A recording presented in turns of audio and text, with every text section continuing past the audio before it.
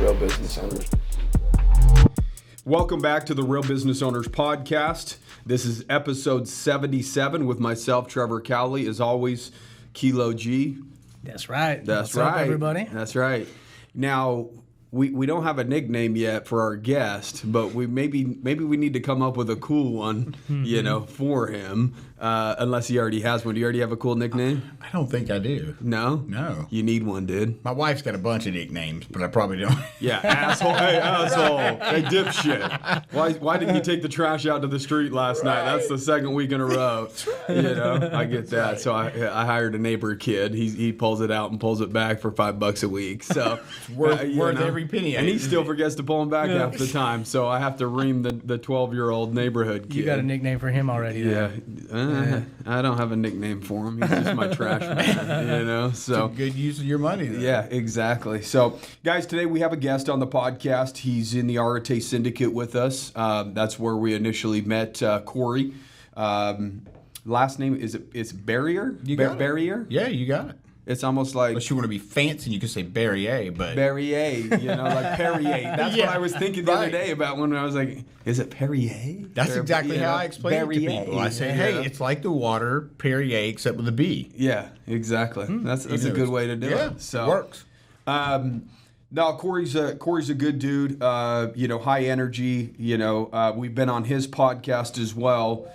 He reached out to us and we're like, yeah, dude, get out here, get on our podcast. So he got on a flight last night, landed in St. George at 10 or 11 o'clock at night, was here early in the morning, and he's catching a flight here in a couple hours. And I just wanted to highlight that for individuals like yourselves that's listening. This is the type of stuff that people that want to level up do. They make sacrifices, they hop on a flight, they go where they need to go, they network and do what they need to do to get their name out there a little bit more, get more attention on them, and then they get on a plane and go home. Some of those sacrifices are going to need to be made in order to grow your business or grow your brand or get more attention, and you have to be willing to do stuff like that in order to start leveling up, so to speak, right? If you will, Corey, tell us a little bit about, some of the business ventures that you have going on. I know you've got your podcast. What's the name of the podcast? So it's called Successful Life Podcast, and I'm getting ready to start. So my brand is Sales CEO. Okay. Right? And so I'm getting ready to start a Sales CEO podcast, which will be just around sales. Gotcha. Primarily it'll be me, whereas the other one, as you guys know, I interview people that I'm interested in, people I want to learn about. Yeah. And I also am a sales and business coach. Okay. And I work with entrepreneurs, work with small and medium-sized businesses. Either I coach one-on-one with the business owner, so to speak, or what happens a lot of times is I get there and I realize that the owner knows what they're doing. It's the sales team. They're not. That's slacking. They're slacking, right? And the they're owner trying to doesn't figure know out what's wrong with their business, but the owner's not necessarily. They have the support they need, maybe not the training that they need. Well, sometimes I'll bet you they know how to sell, but they don't know how to teach how to sell. Or, what I mean? Because I've done that before. I'm like, man, I don't know. I just do it and it works. And then when I try and teach others how to do it, it's like I'm just not doing it in a way that they're really fully grasping what I do. And so I can see the value sometimes. Even if you're a great sales guy, you may need someone to help train your salespeople. Yeah, absolutely. I've seen that with door-to-door guys too. Sure. I mean, I have a guy. I mean, I have a coach, right? I have a guy that I meet with once a week. Actually, I mean, I talk to him far more than that. But, and like Trevor said, or like, I swear to God, I get the names mixed up. That's Trevor. So, like Trevor said, when opportunity presents itself, like coming here, right? Yeah. I had to make a decision. Is this worth my time? And at the end of the day, I don't know if it's worth my time, but this is an opportunity that I felt like it wouldn't be smart for me to pass up, right? I mean, because you never know. And here's a great example. Here I was talking to Kale this morning about you got 60-day credit repair. Yeah. I didn't even know until I was listening to one of the podcasts you guys did that. Yeah. Right? And so he was explaining to me what that was about. Yeah. So if I know anybody that could use it, or if I ever need to use it, now I understand the process. Yeah. So I feel like I've already gained knowledge by being here. Yeah. Right? Mm-hmm. Well, in a lot of cases, I would say in the majority of cases, when you do something in business, you don't know what the result's going to be 100%, right? You do something in hopes of a result, but I think that not enough people act on, hey, I'm doing this no matter how it turns out. I know it's the right decision for my business, and it may work out in my favor. It may not. Those are things that people don't really do as much. They want to know for a fact, like if it's an investment that they're going to make, they want to guarantee the results on the investment prior to making the investment. That's just not how it works, right? You win some and you lose some. You might be on 10 different people's podcasts and fly around. One of them might be the one that, blows up your business, or you may shake the right hand that gets you in the door over here to another individual that can blow up your business, right? And so I wanted to talk about that just for a second. And I want to know how having a podcast has helped you, one, personally, and networking business-wise, so that people that are listening can understand the power of podcasting. Sure, that's a great question. And I feel like I have a pretty good story about that. So it's 2019 or 18, 19. The Arte Live event, right? Okay. I went there with Chris Saunders, and I had signed up with Libsyn. I'd set everything up, sort of. I didn't really, I honestly had absolutely no idea what I was doing. Yeah. And I'm not a technical dude at all. And so... Well, you're in sales, dude. Sales and being techie don't usually go together. No. We go into sales because we're dumb in a lot of areas, but we got the gift of gab, 1,000%. So Ryan Williams, I saw him in the lobby, and I don't know what made me ask him to be on the podcast, and then he said yes. And honestly, when he said he's a good like, dude, oh, too. now I got to figure out how to hook that equipment up. Oh my God, I was shitting bricks, right? So I was like, what the hell do I do now? Because he wants to schedule. I don't even know what I'm doing. Yeah. And so I just I scheduled him out for 2 weeks, so I had 2 weeks to prepare. And I spent literally 19 hours a day figuring out what all the things that you need to figure out. It's not that complicated. I probably made it far more complicated. Yeah. Right? It took you 19 hours a day. It would have taken somebody that knows what they're doing about 2 hours out of their day, Exactly. So, but it was great for me to go through that process because now I understand it, right? Now I can talk about it. Yeah. But the biggest thing, to answer your question, what I've gotten out of the podcast is I get to interview people like you guys, and I get to learn from either your story or I get to learn about your business, and I get that one-on-one. Yeah. And that's pretty cool. Yeah. And I've interviewed a lot of amazing people. Yeah. And so that's opened up a lot of different doors for me, right? And it's put me in positions that I wouldn't have been in prior to. Yeah. Right? Or knowing people that you would have never probably been able to sit down and have a 30 to 60 minute conversation with. Because if you would have reached out to them and said, hey, can I steal 30 to 60 minutes of your time and kind of pick your brain? They're not going to reply back. But when you say, hey, would you want to come get on my podcast? You're bringing them value as well because they understand that there's some attention that you can bring to them that they may not already have. And so again, you're swapping value. You're giving them a platform to speak about their life stories or experiences and potentially get attention themselves, right? Sure. Where on your podcast, we can get attention to real business owners so that people can become aware of who we are and what we're about, and vice versa, right? Sure. And so there's a lot of power in podcasting, and I would say it may not be the largest money move, or anything. We don't try to make money off of our podcast or anything like that. We could run ads on it and all that, but we just choose not to do it. The value for us is, being able to give people information that's valuable, that can impact their life in a positive way. And secondly, the networking capabilities that a podcast brings, in terms of reaching out to high power people or whatever it may be, and being able to be in their ecosystem for that 30 or 60 minutes or whatever it is. And again, whether you're learning or whether you're just creating a new contact, because usually by the end of a podcast, you've created somewhat of a relationship with an individual that you could reach out to them if you have any needs or whatever it is. And if you interview enough people in a bunch of different areas or industries, now you have a group of people that if somebody that you're coaching is like, hey man, who do I go to about this or that? you have an entire list of individuals. You can be like, oh, well, you know, I know so-and-so, they do that very, very well. Let me get you over to them and their web design team if that's what you need. Oh, you need marketing. Oh, let's go here. Let's do this, or whatever it may be. So there's a lot of power in podcasting. And if any of you guys have ever thought about doing it, I mean, how long did you kind of think about it prior to launching, you know, kind of kicking the can down the road, so to speak, and delaying what you knew you wanted to do, but maybe there was a little bit of fear and uncertainty there, like, what can I bring to a podcast? Da, da, da, da. Who's going to listen to me? Exactly. All the mental shit that starts happening when you start committing to the podcast. You're right. So I think I looked back, and I believe it was somewhere like November 1 or 2. So not literally almost a year ago. Yeah. Like to the day. Yeah. And that's when I signed everything up, right? And I didn't give it a lot of thought because I didn't really know what I was doing. Yeah. And so here's the thing, though. Here's the most important thing I'd like to get across is that if I had not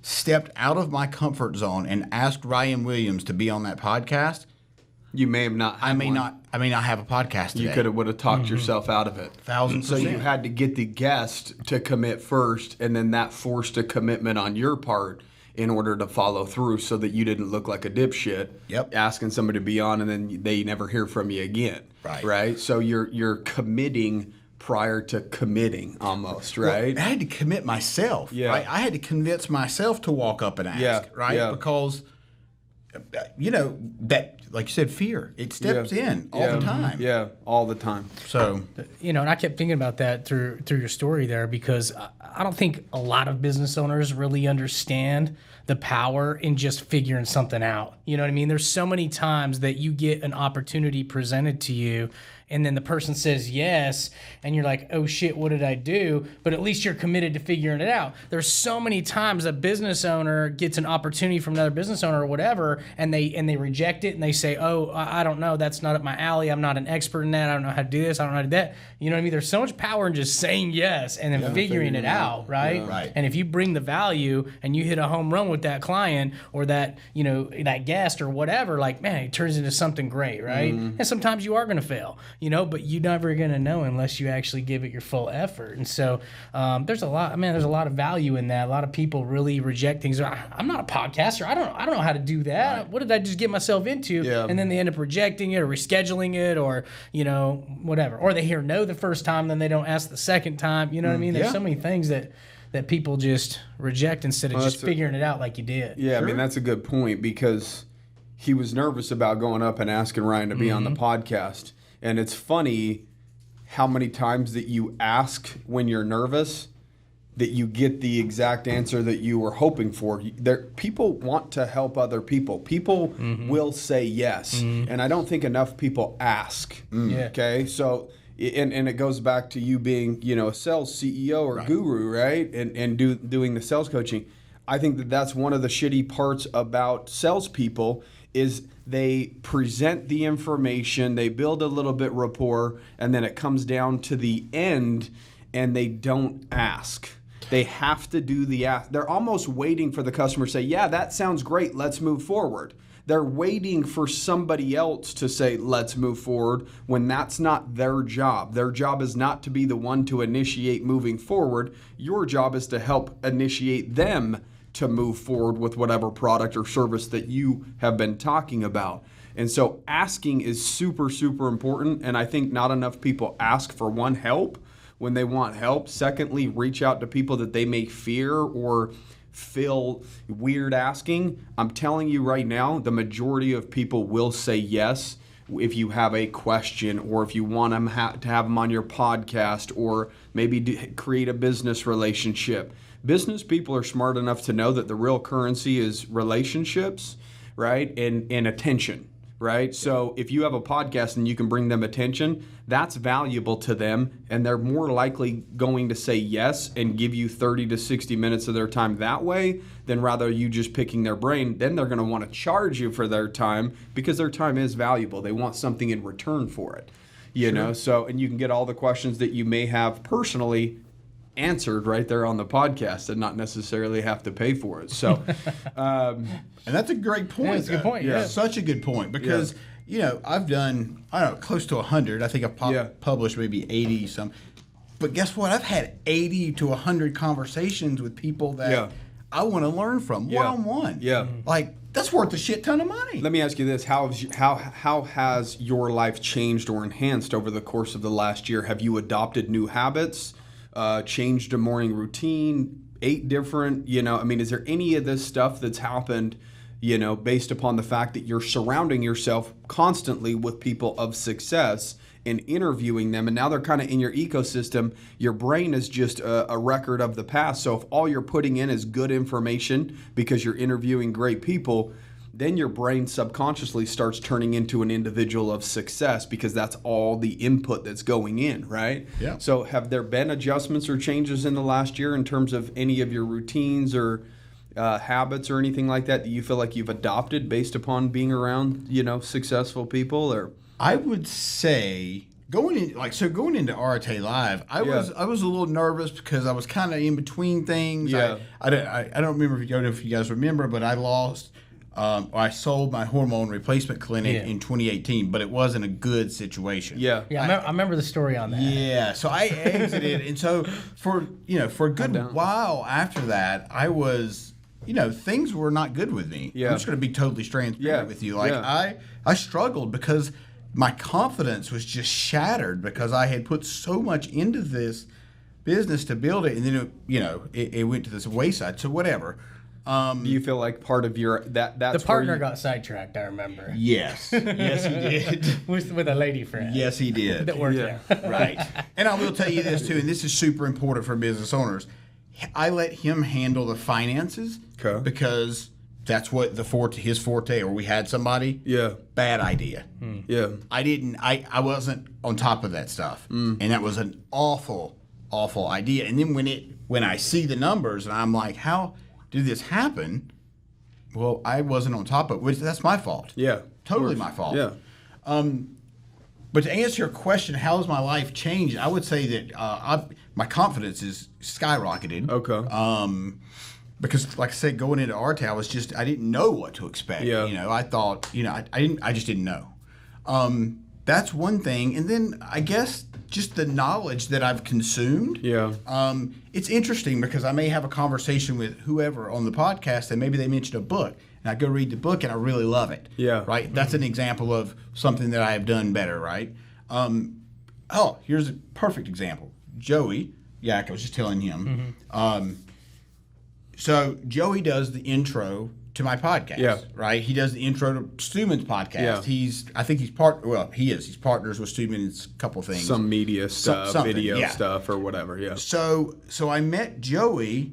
I don't know how I met Joey, but somehow through the podcast. and I needed him to do my intro. Yeah. And so I had him on the podcast, and then he did my intro. Does that make sense? So that's a great example. Yeah. I didn't have an intro before I brought him on, but I brought him on specifically to learn about the intro. Yeah. Does that make sense? Yeah. So now, I can't get into it too much, but it looks like Joey and I are getting ready to start doing some content creation stuff together. So that's a perfect example of having somebody on. Yeah. That's that's added to your life in one way or another, right? Yep. Absolutely. No, that's huge. Cool. That's huge. Let's talk about sales. I like talking about sales. Yeah, I got love some questions sales. on that. Sure. Yeah, I love it. No, dude, with you getting into sales, I'm curious from somebody that's an expert in training other groups, like what are some of the biggest or most common hurdles that you're seeing with people's sales groups or with them personally as a sales agent? What's the most common things that they're missing out on? Well, I think we've hit on one, the ask. Right? Yeah. That's always a big one. And then it's interesting. So let's just say you've got let's just take a plumbing company, for example. Sure. Right?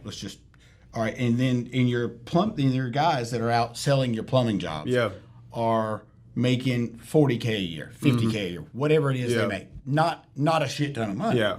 And what I'm seeing is when they're trying to sell a $30,000 job, they're selling it from their bank account.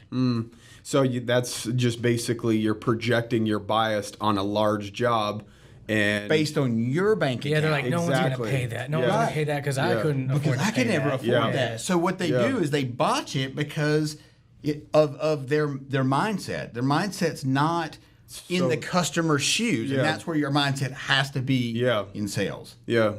Understanding them, not necessarily projecting your personal bias on the situation. Right. You're not selling yourself. Right. You know, there's plenty of young kids that sell solar that's $20,000-$25,000 solar packages, you know, and maybe they went into that industry knocking doors selling solar with zero money. Right. But maybe they don't have a house either. Right. You know, but they're knocking on a bunch of people's doors that have houses, right? So they can't necessarily say, well, I can't afford it. Like, why would I sell it? But they're also selling something that they don't have. And so here's the thing. I won't sell anything that I don't believe in. Gotcha. Right? I just don't do it. Yeah. I just don't. Yeah. Maybe it's integrity. I don't know. But I just don't feel like it's right for the customer to believe that I have solar panels if I don't have solar panels. Yeah. I can't really speak from experience about solar panels if I don't have any experience. Yeah. Right? Yeah. I guess I could borrow somebody's experience, which if I were starting out knocking on doors, that's what I would do. And I'm not saying people need to lie. I'm saying that I could hear you tell a story about your solar panels, and then I could go to the guy knock on his door and share your story. I don't have to tell him it's my story. Does that make sense? Do you think that storytelling is super important in sales? It is.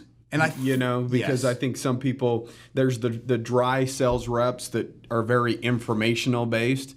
Information about the product or service in most cases doesn't get people excited, but you have to tell a story of how that ultimately can enhance your life.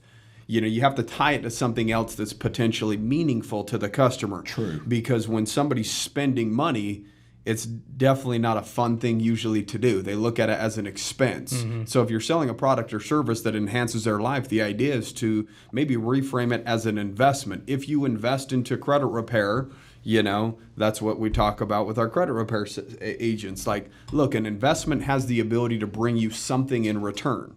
Right. Okay. So if somebody spends $150 a month on credit repair, but now their interest rates are far better on their credit card, on their car loans, on their home loans, they can now save $300 to $400 or $500 a month. That's an ROI, a return on investment, right? And so the idea is to show them how it benefits them long term and how there's some sort of return or something that's meaningful to that individual tied back to the product or service. Exactly. You have to tell a story that pulls on the heartstrings of your client or customer, and selling a product doesn't pull on heartstrings.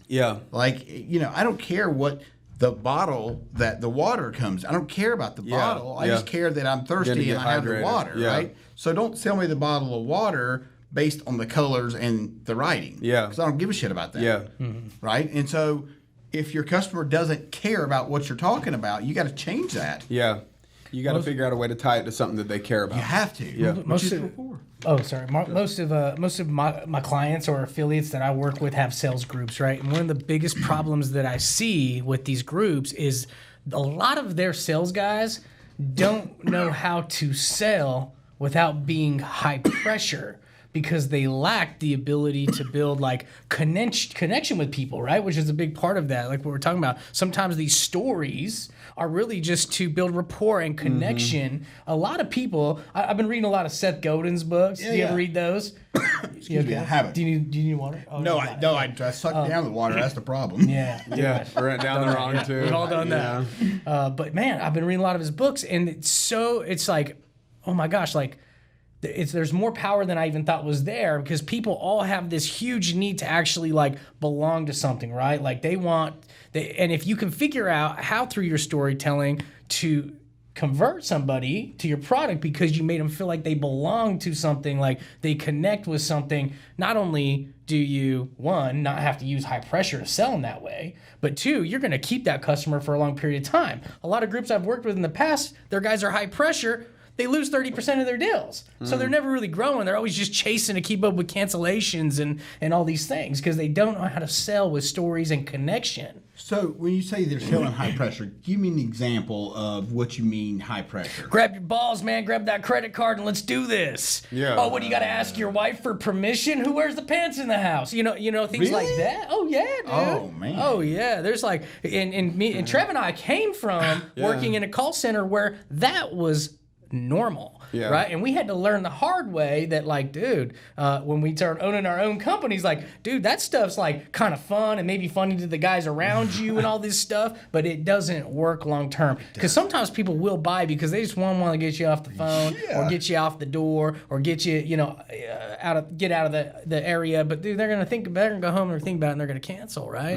But anyway, man, I mean, and that's just a couple extreme examples. There's other high pressure tactics that people do, like just like.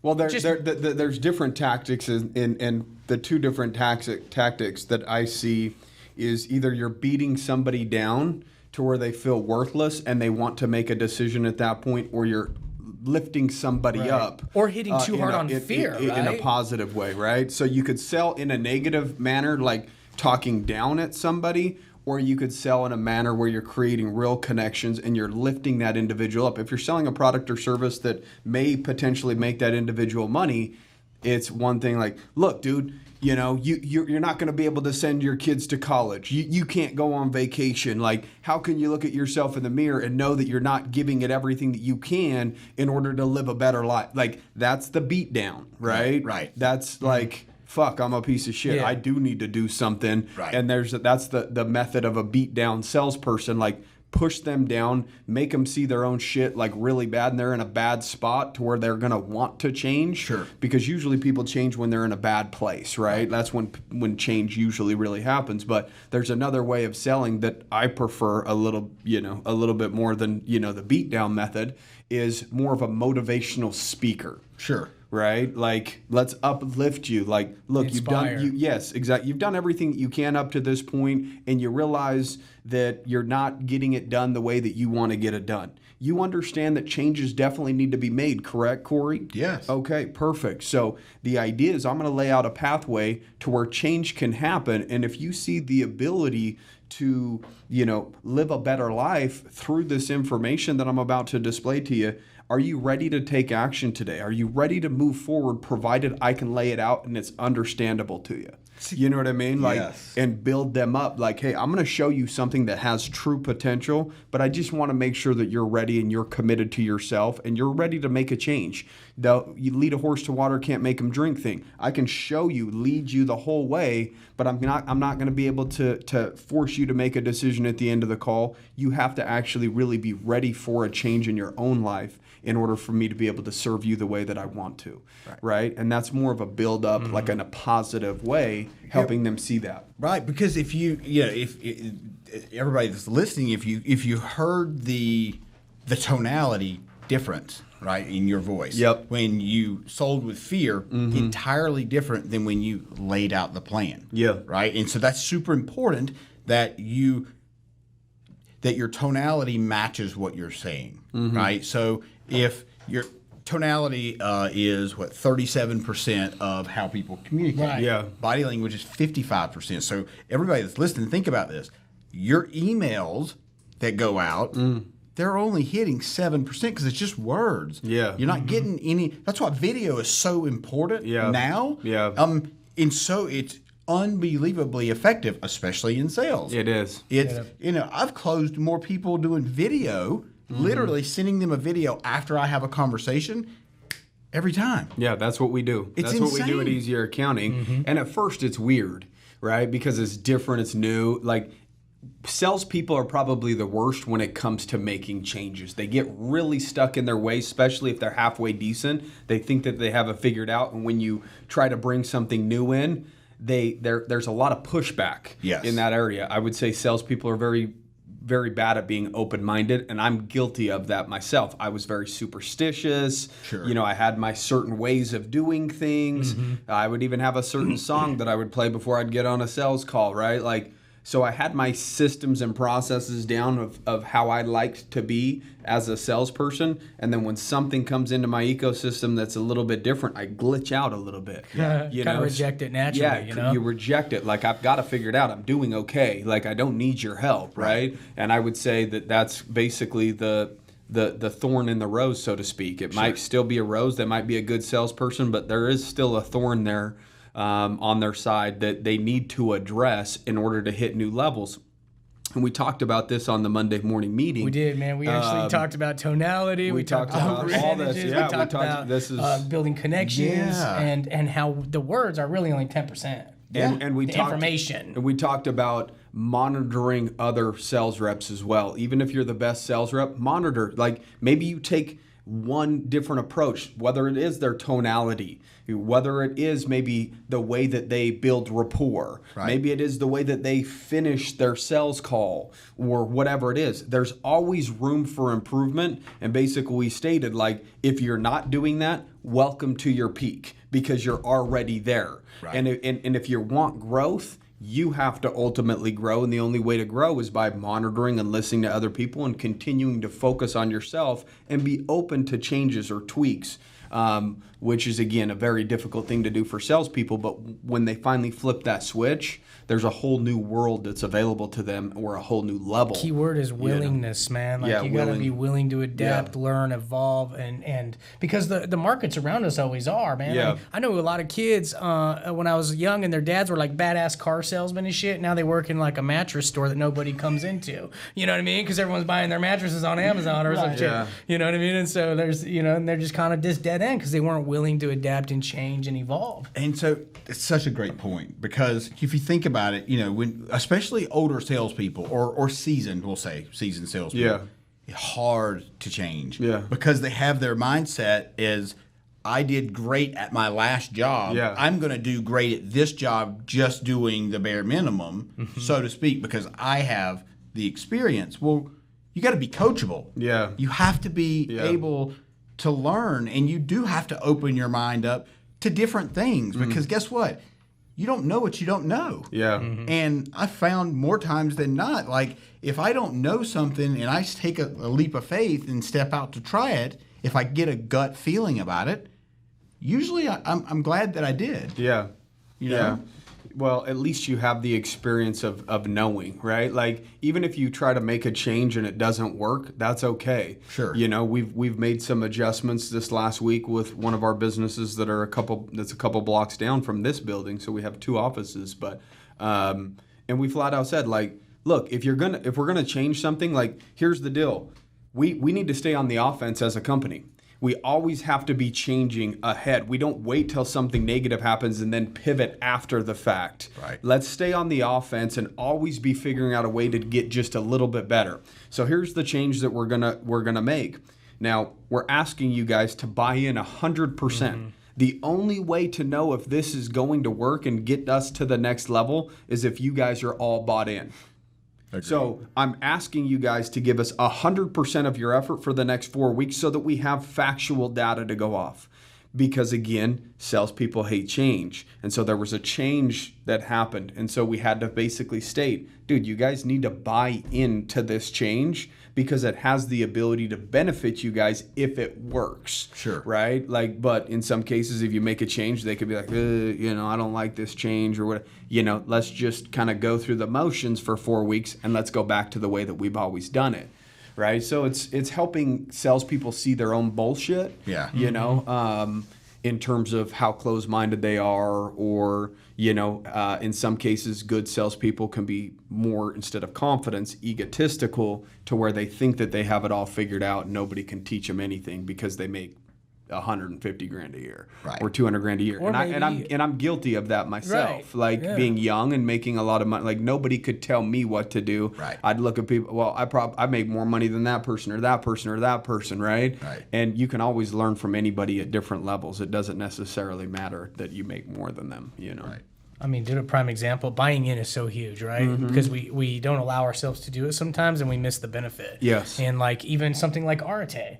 Right? Like, this just seems like another thing to get money out of me. Because, dude, I sold coaching for a period of time in my life, and it was bullshit coaching. So naturally, I'm like, something's happened to me where I'm like, coaching's bullshit. Right. I don't need coaching. Sure. It's like, so I don't allow myself to just buy into it. But because the more I, opened up and was willing to like learn from these guys in Arte, the more I bought into it, and the more I bought into it, the more benefits I've got from it. And so buying in and just allowing yourself to buy in is so huge. Yeah. But there are things out there which are sketchy or scammy, and you don't want to buy into those. And so it is kind of a hard thing. I guess you do got to trust your gut a lot, Yeah. Sounds like you're, already from talking to you, you're one of those, you operate a lot on your gut. Intuition. Gut feeling. Yeah. Just listen to yourself. Yes. So would you say, like, are you a spiritual dude or not so much? So I believe in God, the universe, whatever, higher power. So for me, spiritual, I'm not saying religious. I'm not religious. I'll just tell you that I'm not religious at all. I don't go to church. My brother, are you a meditator? Do you do like any of that stuff? I do meditate like 10 minutes a day. Yeah. And I got to be totally honest. Like, I've really dropped the ball the last couple of months. I have too. Big time. I have too, because when COVID first hit, we couldn't go to the gyms or whatever, so I'd go out running or whatever, and I saw Kel a couple times out running because we live close by.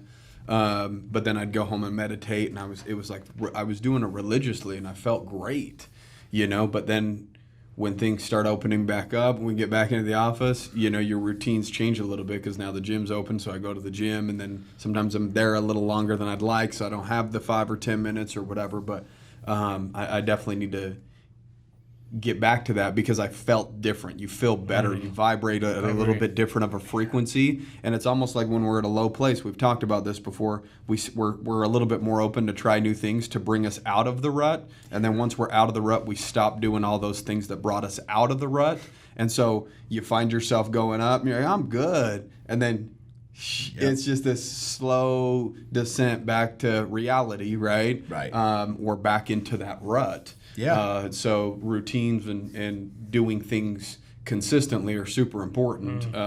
It's not easy to do. There's two of us right here freaking admitting that, yes, we do it, but we've kind of slacked on it a little bit. Yeah. And it's okay. It's just being aware of it and trying to be more conscious of, getting it done, on a regular basis as much as you possibly can. Yeah, no, I totally agree. So how do you meditate? Do you mind me asking that? What do you do to meditate? So, do you use an app? Or yeah. It's an app called Waking Up, but that's what I did at first because when you first start doing it, I was just doing it by myself for like the first few, like just trying to close my eyes, but then I'd peel my eyes open like after 30 seconds, like my ADD kicks Felt in. like I'm 10 just minutes like, already. I was like, shit, I'm just sitting here with my eyes closed. Like, this is stupid. Like, I'm a mover, I'm a shaker, I'm a doer. Right. And I'm just sitting on my back porch with my eyes closed. And so, I'd constantly be opening my eyes. And so I realized, like, I need a little bit of assistance here. I don't even know how to meditate. Right. And so that's why I downloaded an app and put something in my ears to where it can, like, walk me through, okay, make sure you're focusing on your breathing, okay, open your mind, Yeah. And so that I have a guide. So that kind of just guided me for a period of time, and I felt like I was getting into a pretty good rhythm, and then I stopped using the app because I don't want to be dependent on it. I want to get to the point where I can just sit down and meditate, wherever I'm at, whenever I need to. Right. So I bet that's when I started veering off of it. Right. is when I started doing it more myself and not using the guided meditation as much because I don't think I was seeing as much benefit. I think I pulled off too quick. Yeah. To be quite honest with you. Yeah. I don't have it down yet. Right. Sure. So I need to get back to using. Have you ever Waking connected Up. with Phil in the Arte? Phil Davies? Mm-hmm. Yeah. He told me about an app, and so that was the first time I'd ever downloaded a meditation app. And I'm laying in bed at a hotel room, and I decided to throw it on. And I'd done a few, but there's different people you can get guided meditation from. Yeah. I found this one where it was like, just try and relax your body. Every time you breathe out a little bit more, and and it started saying like, feel how heavy your legs are, and then your arms, and like, so I'm doing it, man. I'm just like listening, and all of a sudden it felt like I was falling, right? And so I woke up. I didn't allow myself to really go into that trance, right? And so that happened to me two times, man, but I've never been able to get back to that level. Well, guess what? Let me tell you what that was. What? You were hypnotized. Yeah. That seriously. Yeah. Like I'm a hypnotist, so to speak. I don't practice it, but I know how to do it. And so that's exactly what that was. I mean, exactly. And so when they take you through all that stuff, it's just keeping your awareness to your body, and you do go into that kind of a trance meditative state. And apparently you can tap into your subconscious Sure. and Absolutely. grow there, right? Yeah, absolutely. So here's a good example. All right, so shut your eyes and let me take you through this really quick. You'll enjoy this. All right, so if you're driving, follow along. Close your eyes, please. Especially if you're on the freeway at night, turn your headlights off so nobody sees you doing this. So I'm just kidding. So think about. All right, so close your eyes. Full disclaimer. Don't do that. So think about walking into your kitchen, right? And you're coming in from, let's just say, vacation, right? And you walk in and everything looks normal. And then you open the refrigerator and something looks just a little bit off. You can't really figure out what it is. And then you realize that there's a bowl of lemons there, right? And so you take out the lemons because it's odd that they're there. You're like, well, I might as well cut one of the lemons, take out a knife, and when you cut into the lemon, you smell that lemon zest, right? That smell, that effort, whatever the word is, that you smell the lemon, the peel, effervescence, I think is the word I was looking for. And when you cut that lemon open, you pick it up, you smell it, it smells so good, and you just take a bite of it. Now, is your mouth watering? Mine did, dude. And you know what's crazy is when you said take out a knife and cut it, I had that little smell of lemon before you even said anything about the aroma or about the scent. I literally caught like that fresh, zesty. So that's hypnosis. Yeah. I mean, that's a small version of it, but I want to play off that a little bit. I want to play off of that. No, for real. I want to play off that a little bit. Yeah, because how much it sells is hypnotism, right? Well, I want to play off that in terms of, how easy it is to trick your mind. How easy it is to trick your mind. Right. Like, dude, we've all had dreams that we thought were real that weren't even real. Right. Right? Like, your mind, look at virtual reality.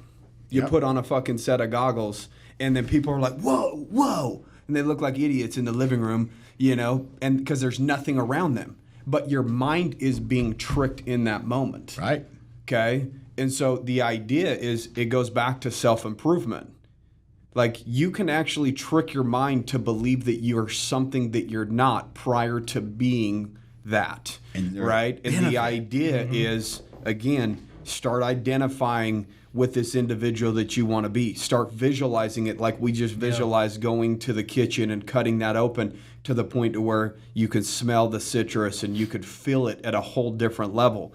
Feel what it feels like to be in the best shape of your life, if that's one of your goals. Feel what it feels like to be disciplined, to sacrifice, to save money, project out like what it feels like to live in your new home because you did save your money, right? Start tying not the fact that, well, I want to save money. Tie the importance of saving money to you sitting in that home, looking out the back porch with a beautiful view or whatever it is. You can be in those moments prior to ever seeing those moments, and then your brain will start working towards those goals subconsciously. That's right. So, well, your mind's either tricking you or you're tricking it, almost, man. You know? And I actually have a quick little true story about that because when I was in my first marriage, super overweight, super unhappy. Before I'd ever gone through any, you were still a fucking stud, though. Everything. You were still a stud. Just because you felt that. I could outdrink anyone. You know what I'm saying? You were still a stud. But dude, I had such bad anxiety that I was having panic attacks all the time. Really? Literally, I left a business meeting one time because I had a panic attack. I told you I was going to the bathroom. I got my car, went home. Holy shit. Yeah. And one day, and I was reading this book about health, which actually made it worse. Because I was just like, I'm going to have a heart attack, man. I'm going to leave these kids. I don't have life insurance. Like, I'm thinking about all this stuff because I'm in the very, very beginning stages of my business. And I'm just thinking about all these things, and I kept having panic attacks.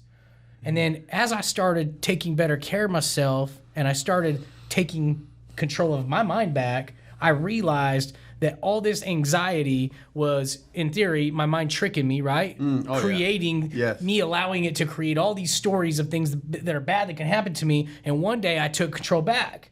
And I remember being out on a run one day and I was like, why am I allowing all of this worry, which is just projections of things that I think could happen but aren't happening, control me?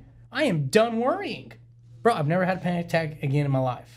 It took some work to get to that point of working on my health and working on my mental reprogramming. Right. But I literally have never had a panic attack since then. I think that you could probably eliminate most panic attacks by visualizing, whatever it is. So, I don't personally have it. My wife has them, and she's explained it, and it sounds awful.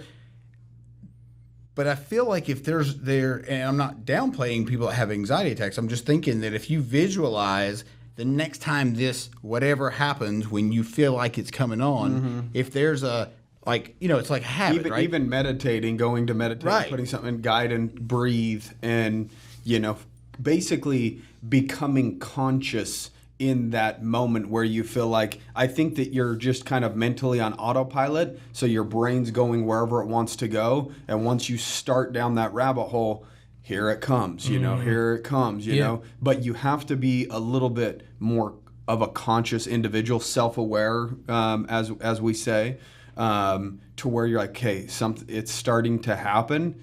And maybe at that point, peel off, close your eyes, and start doing your positive affirmations. Sure. I am good enough. I am, strong. I am healthy. I am disciplined. I am in the best shape of my life. I am in control.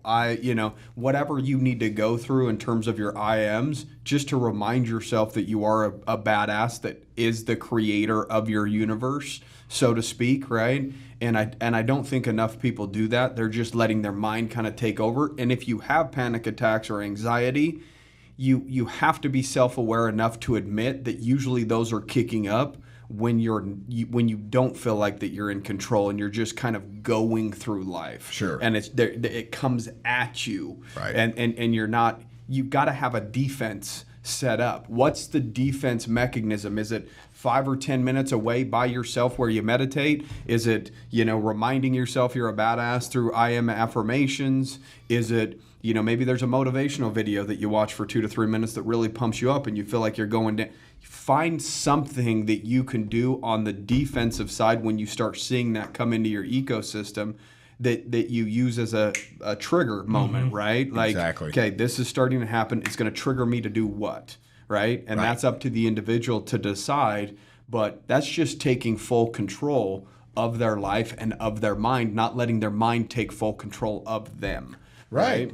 So in that trigger, just like you said, so you can the trigger could be, I'm going to go down the rabbit hole of the anxiety attack, or the trigger can be one of the things that you listed. I'm going to go on a walk. That's what my wife does. She'll walk. Walks she'll are like, thing. Hey, instead of us fresh air, sun, and go. Yeah. So she'll say, hey, we need to take a walk. Immediately, trigger. I know what that means. Yeah, let's go. I don't need to know anything else. Let's walk. Yeah. And we walk, and she's good. Yeah. But it's that's a game plan. She's ready for it and prepared for it, right? And I think a lot of people are just letting it happen to them, and they have to admit that they're really not taking full control of their situation or accountability of their situation, because they're just letting it happen. I feel like people that truly are like, no, it's an illness, I can't control it, or whatever, are kind of in that mindset. Yeah. They're like, I can't control it. It just is what it is. It's just what's happening to me. Yes. But the people that are willing to really practice and reprogram and do the things consistently that help clear their mind so that they get through those attacks or those anxiety feelings over and over and over again, eventually I think that they can build the self-control to choose not to have them anymore. Yeah. So, I think I'm going to give the mind the credit that it deserves. I think it's far more powerful than what people give it credit for, whether it's positive or negative. Yes. Okay? So either side, it holds ultimate power. So if you're letting it just do what it wants, you're going to find yourself in ruts or in a bad place. Again, pulling off of the things that we know we should be doing, we find ourselves in a rut because we end up going back to just not being conscious and aware of some of the routines that we have that kept us at a high point, right? And when we pull off of that, then your brain starts being on autopilot. You're not conscious and in control of your habits or your routine. So then you start feeling the lull. And then you start taking control again of your mind and start doing some of those habits that pulled you. And then you find yourself raising back up again. Do you know what the best book for that is? On audio, though. Because I read it and I did it on audio. It's Outwitting the Devil by Napoleon Hill. I've talked about it before because my son read it before me. That. But dude, the audio's great? Epic, bro. So the devil's there's Napoleon Hill voice interviewing the devil, and then there's a different guy's voice, which is the devil's voice, in response. And so you're kind of listening to this dialogue back and forth, and it's all about how the devil controls your mind, whether you think it's the devil or if it's just your own internal bullshit. Like, dude, that book is so gangster for understanding what you just barely said. I'm reading a book right now called Best Self, Be You, But Better. I saw that on your or something like that, and it talked about identifying two different parts of your brain and actually naming it something, right? So he called his, when his brain was being negative, he called it minus. Minus is coming at me right now. And then he called the positive side of his brain Merlin. And so when something negative is happening, he's like, okay, minus is taking over. I need Merlin to come in. Right. And so he gives characteristic traits to Merlin. Right. And to minus. And so that he knows if he's acting in a specific way or thinking in a specific way, minus has control of his brain at that moment, and he needs to give it back over to Merlin, which is the wizard, that's confident, that knows all, that he can combat evil, things like that. And so he's created these two mental characters, a negative character, because we all fucking have them. Sure. And then he created a positive character, kind of the superhero, his life superhero. And so he gets back over to Merlin when he needs to, when his mind is going in a negative place. He's like, okay, Merlin, take over. Like, he's literally kind of talking to himself. Sure. And he's giving, all the characteristics. He's confident. He's strong. He's positive. He's a force for good. All of these things. And so he gives control back to Merlin, and so that he can make better decisions and be in more of a positive place. And Stuman talked about that when we interviewed him on the podcast, about identifying your enemy. Right. Right. And in terms of, he calls it the force of average. He wants to identify negative things coming at you as the force of average. So he's like, oh, well, that's just the force of average. I need to overcome that. Sure. Rather than, I got in a car accident, I'm all upset. You can just name it something to where you have the ability to then overcome it. It was a similar concept in terms of negative thinking, having that individual be named something, and then the positive thinker in you, and you just kind of combat it that way, where you can actually identify it. I think the problem is it goes so far south before you even identify it, and then you're at a low place, and you're like, fuck, I'm in a low place. And then you're like, I've got to do something about it. And you wait till you get to the low before you make the change, right? Right. When we don't necessarily have to do that. You can, as long as you're identifying it with something like these negative traits or negative thoughts, with you can switch that over. So I thought that was super interesting. Humans are weird, right? We are fucking weird, dude. No, but you're right. This human experience is just a big game, and it's just a matter of figuring out the tricks to kind of game life, game your brain, game business. How do we play all these various games and create personal relationships? That's a whole different game. Business is a whole different game. Self-improvement. Right. I mean, bro, it's a mental game, right? Yes. Absolutely. So, but it's exciting to embark on something new, right? It's exciting to find out new shit that you can do. Like, if you want to call it biohacking, whatever you want to call it, it's cool to find out, well, maybe not this one, but standing in a shower for 5 minutes. A cold shower, I should have said. Yeah. That nothing fun about that. But the feeling you get after you get out of the shower and you're unfrozen is pretty amazing. Yeah. Mm-hmm. And there's studies that back up that you get, I don't know exactly the scientific terms, but essentially I believe it does something with your neurons, right? Yeah. Basically, it's activating them to the point where they're screaming at you, like, get out of the shower, but they're hyper aware of what's going on. Then when you remove yourself of that, you've got these neurons that are basically at the surface. You're hyper aware. You feel really good. Yes. Right? And so you bring up a point like, yeah, it doesn't feel good. Nobody wants to do that, but you feel great after. And I think that's another issue that a lot of people, they only do things that feel good to them in that moment, and things that feel good in the moment usually aren't the things that benefit you long term. Right. Exactly. It's just like doing something extreme, man. You feel alive. You go in and step in an MMA ring and fight another human being, you feel alive. You go jump out of an airplane with a parachute on, you feel alive. The same thing getting out of the cold shower, man. Once you come to, you're like, oh, I feel alive. I get this thing going, right? That's exactly right. Right. Yeah. But so I was just gonna say, dude, I wanna talk more to you about sales, though, because I want people to understand, like, if I'm gonna hire a sales trainer, like they wanted to reach out and hire you, like, man, what are some of the things that you really do to go in and hit home with a group or an owner, and what are the biggest things that you work on, and do you fly to them? Do you do it over the phone? It depends on whatever the customer client needs. I mean, I'll do whatever, but usually, I mean, you'll do whatever. Zoom, no. Whatever. Yeah, so I'll do whatever for the right price. I'll do whatever. Hire me. I'll do whatever. God. I had to throw you a curveball. You totally threw me a curveball. Mentally, still trying to see that curveball. So part of what I think back to sales is that it's mindset's a huge thing. Yeah. And really, culture is a big thing. Good gracious, yeah. And you can have. This is the thing. You guys could have your core values posted on every wall in this place, right? And you guys may go by the core values, and you may think your employees go by the just core because values. it's hung up or whatever. But, if they're in a different building, you don't really know what they're doing. And so you believe, as the business owner, everything's going great, culture's good, because you're the business owner. Of course it's good in front of you. Mm-hmm.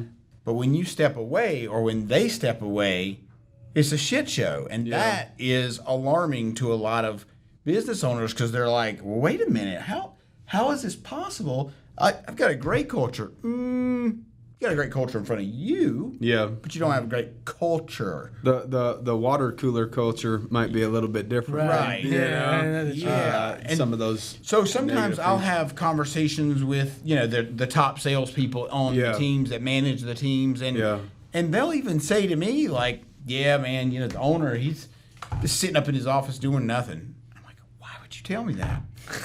Why would you tell me that? I can see that happening. That doesn't make any sense. Like, do you not know why we're having this conversation? Yeah. It's certainly not so you bash your boss and the guy that hired me to help you. Yeah. Why are you worried about what he's doing when he, if you're a sales rep, your income's based on your performance, right? Exactly. He started the business. He has the luxury of doing that if that's what he decides to do. But, at the end of the day, obviously, he's reached out to somebody else to help in an area that maybe he's tried and failed in terms of culture or sales or whatever it is. Sure. Hence, you're on the phone with him. But that's an individual that's projecting their problems onto somebody else rather than just taking ownership. Right. Of the their situation. same thing with the owner, man. He hasn't created a culture of accountability within people individually in there. Yeah. So, you know what I mean? Because really true leadership is you got to be the leader of you, but if you are leading other people, you got to take accountability for other people not taking accountability. Sure. Yeah. And so there's levels of that shit. Yeah. So I'm sure you identify a lot of that stuff when you're going into a group like that. Sure. And in identifying what the problem is certainly part of the process, right? I mean, you've got to figure out where the holes in the boat, so to speak, is. We all know what that means. And there's always holes. Always. And guess what? As the business owner, you don't want to believe there's holes. You don't want to believe that something's fucked up in your business because that's your business. That's your baby. You built it. Yeah. You don't. So it's hard for you as the business owner to even reach out to somebody like me because it's almost like a parent giving their child credit, right? Like we sometimes turn the other cheek a little bit more so because it's our child. Right. And it might be the same for a business. We're giving it maybe a little too much credit because it is paying our bills or whatever, and we turn the other cheek maybe a little too much sometimes rather than just jumping in and addressing what needs to be addressed when it needs to be addressed. Sure. I know I've been guilty of that at times when I see something and I'm like, I'll give my staff the benefit of the doubt. Right. You know, like, if you sell enough people, well, we're going to have problems. Right. Like that's just part of the process, sure. Right? And so I'll chalk it up. It can't be our people or you know what I mean? Like, oh, that's just an asshole. You know, when in reality, there's always room for improvement, as you stated. That individual was an asshole for a reason. What's the reason, and how can we plug that hole? Sure. And so asking yourself specific questions is super important, and I don't think that people do that enough. I think that they're just looking at their business, man, I want to make more money. Man, I want to make more money. But are you asking, like, where are the holes in my business? Right. You know, like you're just saying, I want to make more money. So reverse engineer it a little bit and start with the problem and see why that problem exists. Whether it's, oh, my salespeople aren't performing. Okay, well, why wouldn't they be? Do I not have the leads that they need? Right. Oh, no, that's not the case. We have plenty of leads. You know, do I create a culture to where they love where they show up to work? I guess I'm slacking there. I'm up in my office too much or whatever, right? Sure. Again, doing nothing. You have to go through a series of questions because all you're doing when you come in is you're going through a series of questions to identify the problems. Yes. Okay? But the business owner is not asking those same questions when they very well potentially could be and start identifying things for themselves. Some people might not financially be ready to invest into somebody, but that's a perfect tip right there to where you need to start asking yourself, you know, these specific questions. One, do they have the leads that they need?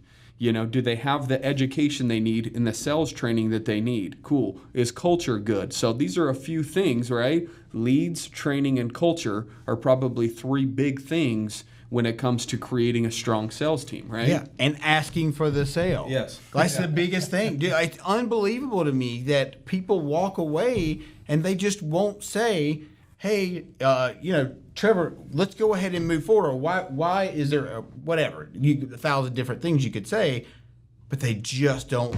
They won't ask for the money. And if they do ask for the money and then there's a no, I don't think that they do a good enough job of probing why they got the no. So, hey, Corey, let me ask you this. Is it a money issue? Is that why you can't move forward today? You know, is it the financial commitment, or is, you know, trying to start, again, asking questions? Right. Mm-hmm. To start removing potential scenarios out of the way? Or did I not just give you enough information in order for you to make an educated decision? Because I'm a firm believer in individuals making an educated decision. And how you do that is by getting all the facts and figures and getting all your questions answered. Have I given you enough facts and figures today, Corey? Yeah. Yes. Okay. Have I answered all your questions? Yes. Okay. So what's holding you back from taking that next step that you and I both know is the right decision? I'm not saying it's an easy decision. And in most cases, the right decision isn't the easy decision. So you and I both know that you can benefit from this, right? Right. And if it didn't cost you anything, you would probably move forward right now, wouldn't you? Yes. So the only thing that's stopping you is the fact that money has to go out today in order for you to start working with my company? That's right. Okay. So let's start talking about, again, some of the facts and figures that we brought up last time and how this can ultimately benefit you, because maybe I didn't cover that well enough, because obviously you're not seeing it from my angle. Now, I have the benefit of seeing what our previous customers have benefited from purchasing this product, so I'm a little bit biased. I'm aware of the value that we bring to the table, but let's go ahead and get it a little bit deeper so that you can see the ROI, the return on your investment here with us today, because I want to make sure that you feel good when you execute that yes. Yeah, and have an whatever it is. Right, and have an alternative, right? So if it's a $25,000 project, right? Maybe financing. Why would I say to you, hey, by the way, it's $25,000, and why would I start with that? Yeah. Okay, now if that's your plan to say, hey, it's $25,000, however, this is what we've got in financing, or in the situation this how it can pay for itself. We just did, right? Or you could just say, well, hey, I may not have told you about the financing. Let me explain how this can only be $300 a month. $300 a month sounds a hell of a lot better than $25,000. Yeah. Right, to anybody. Mm-hmm. Right. Let me break down how this is ultimately going to pay for itself. Right. You know what I mean? And not then only in the financing and the bit. payments, but in how that is going to bring an ROI, like we talked about earlier. Because a lot of people are going to have a hard time saying no if they're like, man, $300 for $25,000, $300 a month for $25,000, but it's going to pay me another $2,000 a month in my business. Like, you know what I mean? Right. By having this or that or whatever it is that you're selling. So the idea of sales is to make the yes decision, the easiest decision that they've ever made. Yes. Right? So if you haven't gone through a good presentation and you haven't built rapport with the customer and again help them understand how that product will enhance their life, they're going to come to the conclusion of no. So the idea is to really have the prospects see things from your perspective rather than from their perspective. Okay? Right. Because again, their perspective is they want to hold on to the money that they have and they hold it close and they work hard for their money, so they don't want to just go easily, right? And so make sure that you're breaking things down enough and building enough rapport where they know you, like you, and trust you, right, to where when they execute that they feel good about it. And it's just make it easy for them to say yes. Break it down in a way that it is almost a no-brainer to where you would be an idiot not to move forward. And just giving facts and figures or talking about the product isn't going to do that for you. Sure. No, so. You're absolutely right. So one of the things too, 3-day right of rescission. Yeah, right. Yeah. Everybody knows what that is. Yeah. And most salespeople dread it especially if you're shady. Yeah. Right. Yeah. Mm-hmm.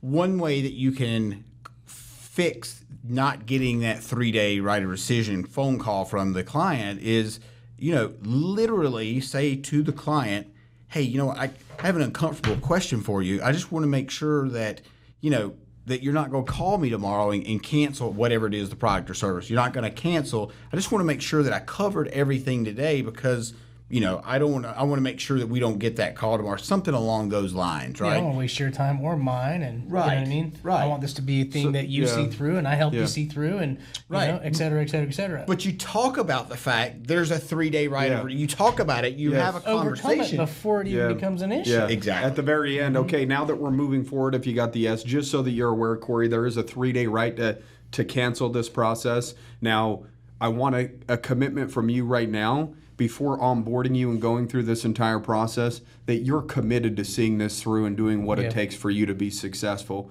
or whatever, again, depending on what it is, and then recommit them after you discuss that they have the 3. I just don't want to get a call in 1 or 2 days. So if you're on the fence about it, maybe it's not the best time to move forward, but based upon our conversation, you seem like a great decision maker and a committed person. That's what I was going to say. Exactly, an individual. I don't think I need to worry about this with you, but I'm going to go ahead and cover with you anyway. So build them up that they're a good decision maker and an individual of commitment, that you're not necessarily worried about it with them, but it's something that you just have to cover. So you're building them up, and they're like, I am a committed individual. I am a decision maker. Right. Exactly. And see things through, or whatever it may be. You know what I think the number one problem is in sales is listening.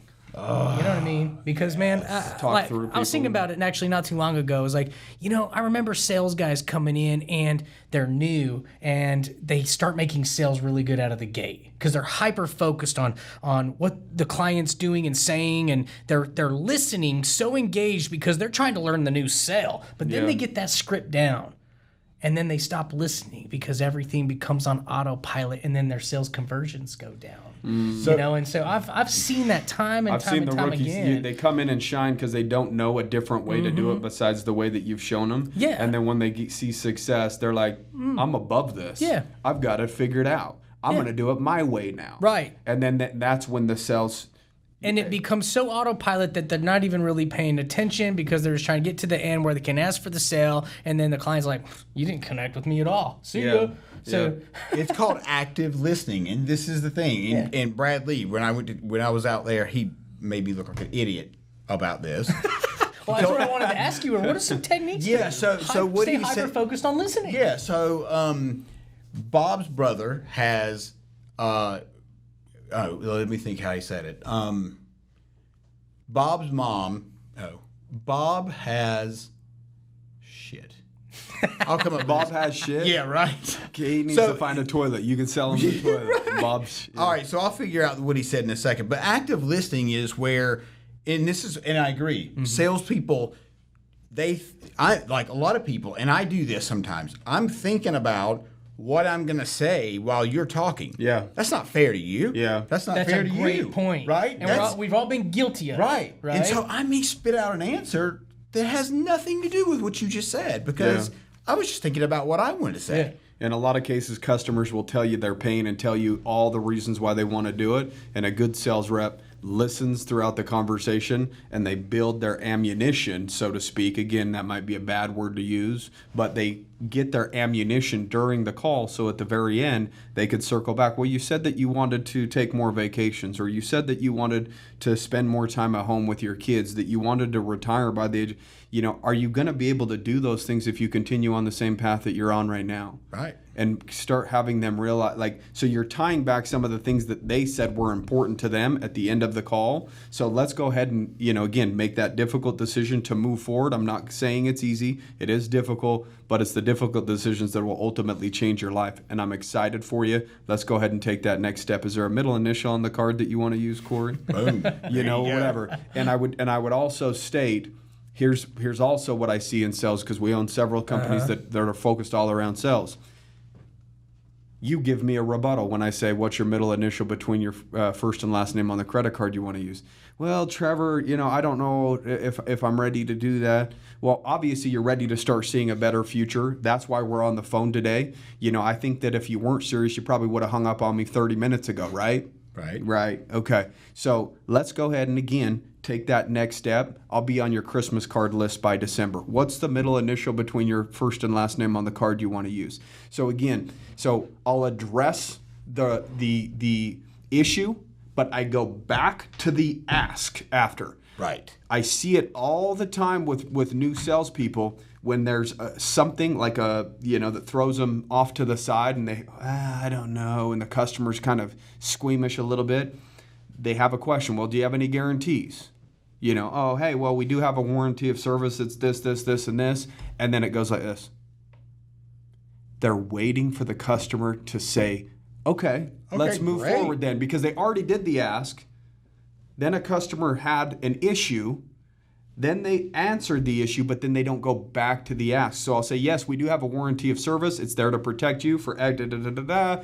Now, what's the middle initial between the first and last name on the card that you want to use, Corey? So I always pick up right where I left off when they had an issue. Sure. So I'll address it, use my rebuttal, and then go back to the ask. You have to always go back to the ask rather than rebuttaling what their objection is and then waiting for them to say, okay, well, that sounds good. Let's move forward. Right. I see that all the freaking time. Go back to the ask. Right. Right when they have an objection, as long as you've overcome it. Right. Yeah. 1,000%. Yeah. I totally agree with what you said, though, man. A lot of people, their mind's already on something that they want to say or do or whatever, so they're not fully listening to the customer, right? And so they're totally blowing their opportunity to really build the ammunition through the whole sales process, and connect. Yeah. And I think that's cool that that's a part of your process is helping people become aware of you're doing that, man. You're already trying to think of what you're going to say next before you're really listening to the customer. Right. If you were to give advice to a young salesperson or a young entrepreneur right now, what would be, with your experience, having several businesses, one that you had to walk away from, new businesses that you're kicking up, what's a piece of advice that you think would resonate with somebody that's new to business that, one may be struggling right now, especially with, the current climate, I would say that, the biggest thing is I think people need to learn about, especially young entrepreneurs, they need to learn about sales. They need to learn how this process works, because guess what? You could have the best fucking product on the planet. It could be the new iPhone, the new Amazon, whatever, company or something. But if you can't sell it, it's not worth shit. Yeah. So you can be the smartest dude in the room, but you better know how to sell it. Yeah. Because if you can't sell it, nothing happens without a sale. Yeah. And nothing, period. The world doesn't turn without the sale. It doesn't. And another point I wanted to make, too, people think salespeople are shady, right? When we sell something, when you guys sell something, when I sell something, I'm selling my services because I know it's going to help. It's going to enhance their life. It's going to bring value to you. Yes, you're going to pay me for it, of course. That's how I make a living. Yeah. But at the end of the day, I'm going to triple the money you've paid me through building up your company in whatever way. Situation. Well, even if you don't think you're a salesperson, you're a salesperson. I don't care if you're the doctor in town that just got educated for 10 years. You're selling people on why they should come to you for surgery, right? And the best practices, the owners of those practices know how to sell their service and back it up. Yeah. You know what I mean? Absolutely. Like, you know, I'm the best doctor because of these reasons. Look at my track record. Okay, cool. No brainer. That guy obviously is the best in town because he's the best at what he does, but he also has a foundation of sales. Yeah. Yeah. I've always said, even to, you know, new hires, I say, just give it all you've got, because I'm telling you right now, you may not work with us for 2 years, 5 years, 10 years, or whatever it may be. But if you get good at sales, you'll always have an income. Always have an income. Yes. It's a known fact that companies will cut anywhere else outside of sales first, because sales is what brings in the revenue to the business. Right. So why would they want to cut sales if that's what's bringing in the money? Right. You know, they're going to find somewhere else to cut a corner or whatever, an expense, but they're going to want to keep the sales reps flooding the money in the front doors, right? Yeah, and in the same sense, why would you not focus on your sales team as a business? Yeah. If you're trying to grow. Yeah. I mean, where are you going to focus? Yeah, where are you going to grow? Right, where are you going to grow? If that's where the money's coming in, that's where you need to focus. And if you don't have a sales team, you should consider it. Yeah. You know, it doesn't matter what industry you're in. Even if you're in some sort of construction industry, you can still have somebody knocking doors. Hey, have you thought about remodeling your home? Right. You know, we would love to give you a bid on your bid. You know, go into older homes or whatever it is, older neighborhoods, and knock on the doors. You know, there's plenty of people doing the windows, doing the solar, doing the pest control. I mean, everything's starting to get more towards direct sales. Yeah. And you should be evolving as a company. And maybe if you've never had a sales rep and you just do marketing, and, you know, somebody that's really not trained is calling those leads, or you're just hoping to push people in the front door, you should really consider and try to figure out a way to bring a sales aspect into your business, because without a doubt, it would be a game changer. Yeah, marketing is sales. For sure. But you got to know how to close. Yeah, you do. Exactly. You do. Exactly. And listen, and if your first touch of your business is the person answering the phone up front, you better have a damn good person answering the phone up front. Because if that's the first touch, That's the first impression. that's the first touch. Yeah. Like, that's so important. Yeah. And a lot of people just don't even think about it. They're like, I'll hire somebody for $10 or whatever an hour, and they'll just answer the phone. No, don't do that. Yeah. Because if they're not educated in what you do well enough to explain it to the customer like you or at least optimistic and bubbly and bringing good energy, where they're just like, wow, this company just seems like a good company. Exactly. You know, even if they don't have the answer, as long as they're a good energy vibrating at a high frequency, they can transfer it to somebody who knows what they're talking about. But you definitely want to make the first experience a good experience. Yeah. Without a doubt. And dude, you just hit on something else. Transferring energy in sales is massive. Mm-hmm. You know, if you can walk into a board, whatever, and you can bring a positive energy, it's going to help everybody in that room. Perk up, right? Yeah. If you go in there and you're, why do they call somebody the life of the party? Right, because they bring the life to the party, right? They're very energetic, right? It's the same concept, but for business, right? Yeah. You know, we just don't. They've already identified that in a party scene, life of the party, right? But it's the same concept in a business meeting or in your business, right? You know, the owner's job should be bringing up the frequency or the energy of their company at all times instead of sitting up in their office, right? Sure. Let me ask you this, man. Where do people find you if they want to connect with you, dude, and maybe talk to you about sales or, you know, whatever it is? So at Corey Berrier is your Instagram. Yeah, that's all my socials, it's at really. Corey, just like Perry, like Perrier with a B. Yeah. Berrier. You got it. Yeah. And Corey? You got it. Okay. And we'll drop that information in the show notes description or whatever of the show notes and stuff as well. Yeah, and so I've just rebranded, and so salesceo.co is the website. It's being built. There's a landing page there now, but I think it's going to turn out really well. Well, by the time this episode airs, it'll be like 2 or 3 weeks, so maybe it'll be available by then. You know, at least the landing page is there. But at least connect with them on Instagram, shoot them a DM or whatever. Say you listen to the podcast, you know. What I like about Corey is he is high energy, great intentions. He wants to get results if you do want to connect with him or use him. But I also like that you try and help people in multiple areas, not just improve sales, but like putting videos together. A lot of people struggle with that, and I've seen you doing that with people online. Like, and you showed me some things this morning, even like, man, I'm trying to help these guys get that video part of their business, because that is a part of the sales process. Well, think about this, dude. You just, and I'm sure we've run over, but think about this, right? It goes back to the email. If I send you a video, I send both of you videos, right? Mm-hmm. I send you videos because you can visually see my body language. Yeah. You can see the tonality if I'm talking to you about something serious, or I'm super excited. Yeah. You feel that in the video. You don't feel any of that. Well, it gives you two sensations, right? You get the visual sensation, and then you get the verbal, the hearing sensation. So any more sensations that you can have like touch, feel, hear, all of that stuff, that's super important. And the more senses that you can bring into a situation, the better off you are in order to connect with that individual. So you can help people improve their videos, their marketing, and their closing. Sales, all that stuff. Dude, we closed so much business with just video. Yeah. And it's crazy. Yeah, if you guys need help with sales, you know who to go to. Yeah. The sales CEO, Mr. Corey Berrier.